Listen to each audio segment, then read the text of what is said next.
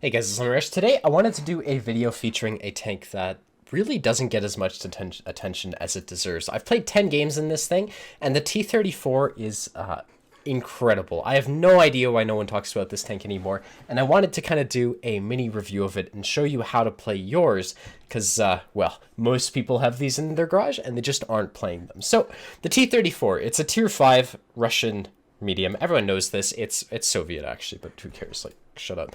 The gun. Well, you've got a bunch of choices with the gun. Everyone knows that there's two options, and the best option is to gold spam with the 57mm. Now, I can't really afford to gold spam. I've got tier 10s I want to buy and stuff. That being said, I choose to run the 57mm anyways because the gold pen is just better, so you're going to need to shoot less gold at high tiers, in my opinion.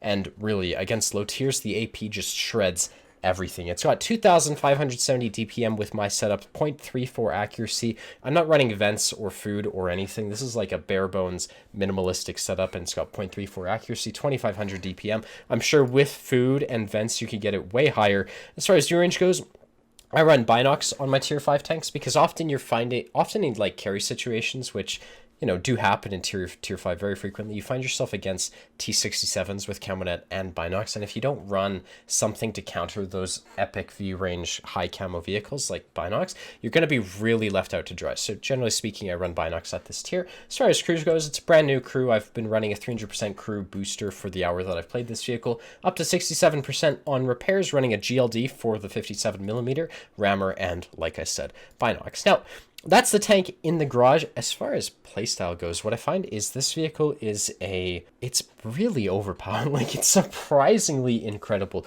Often in this type of tank, what you'll find is that if you find yourself in a 1v1, you have so much more DPM than the enemy that if you just sit there and hold left click, you're going to do better than them like 100% of the time, unless they one-shot you or something. But this vehicle, it has the DPM to win every single one-on-one engagement you take, but the primary focus that you should be, like the primary type of engagement you should be taking is trying to catch people out the open and take advantage of your DPM. Now, like I said, you can get away with mistakes, but the optimal fight for this tank is typically flanking, being behind someone, being beside someone, shooting someone in the side of the turret, because that's going to give you the ability to, this doesn't have armor. A lot of people say that the T-34 has angled armor, and as a result, you can take advantage of it. In practice, the armor bounces nothing. There is some lucky bounces you can get off the side because people will shoot this angled side skirt or whatever right here, and that does work, but it's luck. It's not something you can consistently do. I wouldn't recommend using the armor of this thing. The playstyle of it is to literally get beside or behind people or in a bush and just use the DPM. That's how you want to use it. It's not an armored tank. Anyone who says you can use the armor is just flat out wrong. It doesn't work. And that's the playstyle of this tank. I figured I'd show you some live gameplay of this vehicle, so I wanted to just take this thing into battle and show you how it actually performs, give you some real life examples and potentially some real life advice for this tank, and yeah, let's get started. All right, so here we are in Ghost Town. Now, Ghost Town is a rough map, but it's one of the ideal maps for the T-34 because this thing is very good at a plethora of things, but most notably when people are in the open, not able to do anything. And so on a map like this in Ghost Town, what I want to do is I want to take a position that lets me flank the enemy team and not really let them escape, if that makes sense, because you want to utilize the DPM. It's not like a Jagdpanzer 100 where you just find a position, shoot someone once, fall back, and then, reassess the entire battle, and then maneuver your battleship to, shoot at someone else. It's like here you need to find someone who can't move, who lets you shoot at them for about 10 seconds, and that's going to let you do 700 damage to them. So, no, half of that, 350. So, that's the goal with this type of tank. And what you can do on a map like this is you can sit in a very aggressive TD type sniping position, looking for things like light tanks who drive across open fields, looking for things like mediums who are driving into position. You can get away with a lot of things that you wouldn't be able to in most other tanks, simply because it's as mobile as it is and it has the DPM that it does. Now, our scouts spotted nothing. Incredible. And if you look at our team, this is a really weird situation. So this is the type of thing that happens in tier 5. It's very common for players just to play weirdly. You can see we've got a 25 TP who has no concept of cover whatsoever, and he's probably going to get himself killed. But if he spots someone, I want to take advantage of that. So no one's getting lit. I've got my binocs set up. If someone was in the city, we wouldn't be able to spot them even with our binocs, and we'll see what the Churchill 1 spots. Right now, the information is really low, and we're just getting pounded by Artie. You can hear it behind us. So the play for me to make, really, is to Oh, there you go. Wait for someone to get spotted. So M41 gets spotted. He's going to have to cross like this, in my opinion. What's the distance? 344? I don't think he'll light me. Looks like I'm spotted. I'm going to fall back just in case I am. Artie's going to shoot at me and stuff if I am. So I'm just going to try to get safe. And that's 2 shots of damage. So it's 183. Not great. I'm trying to do about 800 damage every single time I play this tank.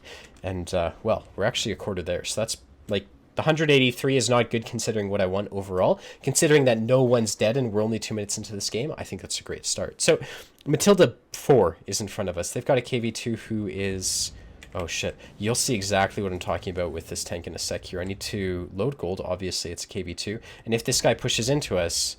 Oh, he's not. Okay, we don't have shots, that sucks. If he pushed into us, we would have had just complete DPM on this guy. Matilda 4 looks like he's trying to fall back. Might be able to get a shot. He's not looking at us. That's 1 shot.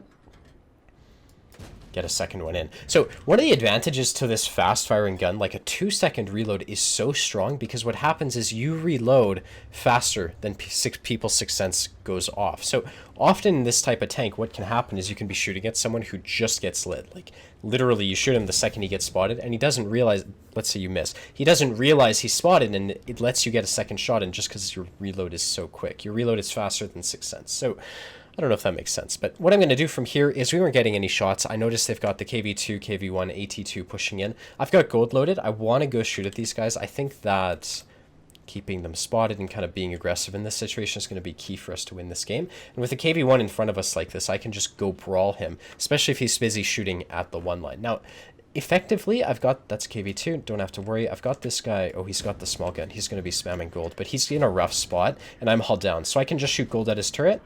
Hopefully go in. And what I'm doing is I have to check the map. While I'm farming someone like this, it's really easy to tunnel vision. He hasn't done anything to me. We can just keep shooting him. If he pens me once more, that's fine. He's making the mistake of not shooting gold. Okay, good. That's him dead. And now they've got this KV2 here. Now, if I was that KV2, I'd be coming for me. So I'm going to get safe. And really, I think that KV2 is going to poke right there. So let's see what we want to do. I'm not getting shot by the 1 line, which is fantastic. The T-21 just killed someone. The score is tied. I want to find this KV2, but not find him with my face. So Jackson's lit. We don't know where that KV2 is. The thing is, I can't really go poking around a city with a KV2. I'm gonna... There you go. He did come after me. So KV2's right here. This is where I'm going to try to flank the guy. So you can see he's driving down. We want to know which alleyway he goes down. He's probably looking towards the Hellcat because he just got shot by him. I'm going to see if I can finish him off. KV2 fires. We'll take advantage of that. Gold into the side of the turret. This is perfect. Okay. And now they've got a Jackson for us to deal with. So tank like this might not be ideal for a Jackson. Oh, fuck.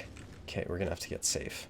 Yeah, that guy played really well. I want to see if I can find the Jackson, but I also have to be worried about Artie and things like that in this type of situation. So we're just going to try to get unspotted. There you go. Artie came at us. Try to get Artie safe. And now we're going to look for angles on the Jackson. The thing is they have multiple unspotted tanks at this point in time. And, well, we have a T1 heavy sniping. So from this position, honestly, I have shots on this T21. I don't want to fight a full HP Jackson who might be backed up by an IKV. You can imagine, like, if you're this IKV and you started off in K4, the guy's not there anymore. He's going to be somewhere else. He could be in the 0 line. He could be in the city helping the Jackson. I don't want to take that risk against tier 6 tanks when I'm in a tier 5. So T21 dies, puts the Hellcat in a really strong position. This Hellcat can push up to G1 the second he gets the opportunity, and that's going to give us what's called map control. It means we don't have to worry about anyone on the 1 line. It clears that for us. It means I can start to push up the 4 line because, you know, the 1 line isn't an issue. Now, what I'm going to do is I think that Hellcat's going to make the play I just described. Dude, what is this fucking Jackson doing? How is he comfortable with that play? He gets a really easy shot into me. I gave that to him basically, but it is what it is. I'm worried that this full HP Jackson's going to be an issue, but we might be able to flank him as this Hellcat pushes in. So you can see the Hellcat is pushing down the 1 line. That's ideal. Now, with my HP and my ping, I do play with 150 ping. I'm not really in a position to flank this Jackson because what might happen is there might be an IKV or something overwatching him. So, okay. M44 killed an IKV. That's the IKV on the 0 line. So the IKV on the 0 line just died. Begs the question, who spotted him? Now, it could be the T-67. It could also be the enemy IKV. We don't know. What I want to do is I'm going to be careful, and we're going to push into the city as the Hellcat pushes up. So I think it's safe to come down here. Hellcat's all the way up into F1. Assuming he's got binocs, he will spot this entire side of the map. And I want to start Dude, we have a full HP T1 heavy here. So what I'm going to do is I'm going to get here. This is very aggressive, and we're starting to control the western side of the map, and they basically have the eastern side. I'm going to assume it's the 67 who spotted the 0 line. And what's going to happen is that guy's going to be up here. He's going to start pushing up into A7. That's going to become an issue. And if I'm going to be poking around where I don't necessarily know exactly where they are, I want this T1 heavy to be doing it first. He is the heavy tank in this context. Now, Hellcat's pushing in. Doesn't look like he's spotted. He's not getting RD'd or anything like that. It's really useful information. It implies no one's in K1 or K4. This T1 heavy's pushing up. So I don't know if I got spotted. I don't have Sixth Sense. This T1 heavy isn't dead. So there could be someone here. T67 kills Artie. There you go. It's the T67 who's pushing up the A line. So here the Hellcat. I'm on the front lines in this situation. Okay, Hellcat got lit pushing in. So you can tell the M44 killed the Hellcat. It implies someone's here spotting him. I'm just going to get ready for that. I've got the DPM. I want to take advantage of it. We're standing still, so our camo just went up, and there's a tank right here. So I saw the tree fall. I'm just going to put multiple shots here until I see dirt. Hopefully that lets the T1 heavy get close and, you know, buys him some time. So this IKV, if I shot it, if I was in his situation and I was on this side and I got shot, I'd fall back behind this like to here. So I'm going to start kind of preparing for that. IKV looks like I hit him a few times. T1 heavy is now in the open. This is a really rough situation to be in. Okay, so T1 heavy spotting for them. This thing is fast enough to get here just in time unless this T1 heavy gets RD'd. So I'm going to have to go full speed ahead into this IKV who can one-shot me. And in this situation, you can see T1 heavy's getting focused. So puts a shot into the IKV. This is rough. I don't want to be here. Okay, I'm going to flank this guy. They're going to have no idea. What I'm going to do is I'm going to make sure I'm not proxy spotted. We're going to focus down the IKV. And if we can kill that IKV, good. Thank God. We only have to deal with their, that's one shot. T67. Now their T67 hasn't killed the AMX, so he's obviously not an A4 yet. That's an issue, because the T67 could be coming through the city. Oh, there we go. We see him. So Bishop's going to get the kill on this M44, I imagine. Maybe I can... Oh, Bishop shot at the M41 HMC. Okay, I'm not going to fight this M44. Okay, never mind. I guess I am. Get the kill. Now they've got one more M44, and I'm definitely the primary focus of Vardy. This thing doesn't turn anywhere near fast enough. I'm going to go after this T67 right here. So T67, he's pushing down the 3 line. We've got 6 minutes left in this game. The Bishop should be safe. What I want to do is I want to pick a bush. The reason I run Binox in this type of situation is to deal with players like this T67. The problem is he's going to get into like D4. He might even get all the way into G4, and I'm not going to spot him if he's in a bush. So what I have to do is I have to kind of get behind him and set up my Binox and try to take advantage of him that way. So what I'm going to do is if I get into E1, let's just say I get into C1 and he's in D4, I'll probably spot his ass hanging out of a bush. That's the play right here. For all I know, this guy could be YOLOing into me. Yeah, he is. And this guy should beat me. Unless I do something really good. Okay, so T67's here. Are you running? What are you doing? Okay. He thinks I'm stunned. We do have time because already exists. Bishop just fired. Bishop has range. So I'm going to push in like so. I think this guy's trying to flank me. So I think he's running around like this. I'm going to try to catch him.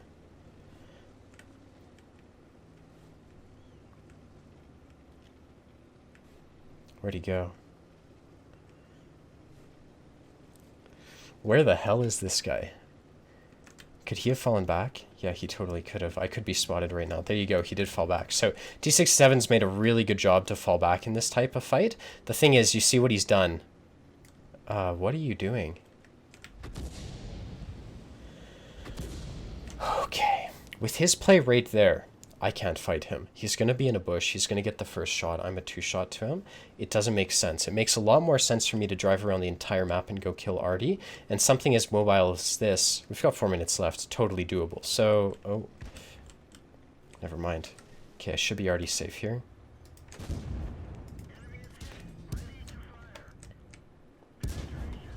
No, okay. So I auto-aimed him there. He got me. That was a great play to YOLO me. I don't think the Bishop's going to get the kill. He had more HP, you know, and Artie wasn't able to do anything about him. So if he had taken one more shot of damage, wouldn't have been able to make it. But that was a real-life game in the T67.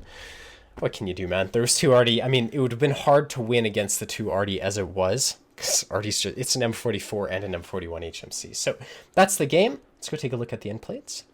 All right, so that concludes my video on the T-34. I think this thing's phenomenal. I've played 11 games in it today, done 811 off the top of my head, 852 damage per game. That's like insane for a tier 5 medium. I had no idea it would actually be this good, albeit we've had some really stunning games this session. I've had like I really have. Like, my first game in this tank, absolutely phenomenal. But that was balanced out by, like, 2 0 damage games where I found out just how bad Hetzers can be against this type of thing. So, that's, yeah, that concludes my video. If you want to see more, be sure to hit the like and the subscribe button. And I hope to see you around. Later, guys. Bye-bye.